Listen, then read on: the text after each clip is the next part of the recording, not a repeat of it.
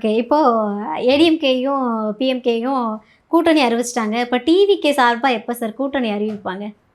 அறிவிக்கலாம். பொங்கல் தேர்தல் நோட்டிஃபிகேஷன் இன்னும் வரல. நாங்கள் அவங்கெல்லாம் முடிக்கணும். இப்போ நாங்கள் தொடங்கிடுவோம்.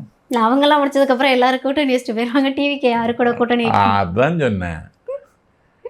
உங்களுக்கு அவங்க தீண்டத்தகாதவர்களோடு தீண்டுகிறார்கள். நாங்கள் அப்படி இல்லை. வெற்றி பெறக்கூடிய கட்சியோட கூட்டணி சேருவோம், ஜெயிப்போம். ஓகே. இப்போ இந்த ரேஸ்லேயே இல்லாமல் ஓரம் கட்டப்பட்டதாக தேமுதிக இருக்கிற ஒரு சூழல் தான் இப்போ பார்க்கப்படுது. இப்போ தேமுதிக அவங்க 9ஆம் தேதி அறிவிக்கிறேன்னு சொல்லியிருக்காங்க பிரேமலதா.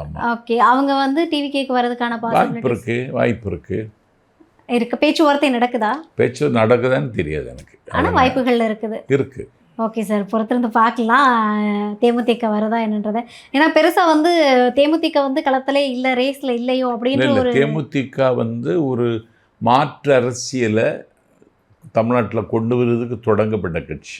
மக்கள் நல கூட்டணின்னு சொல்லி கேப்டன் விஜயகாந்தை முதலமைச்சராக முன்னிறுத்தி பிரச்சாரத்தை செய்தாங்க. ஒரு மாற்று அரசியல் மட்டுமல்ல, ஒரு விளிம்பு நிலை மக்களின் பேரன்பை பெற்ற தலைவர் விஜயகாந்த்.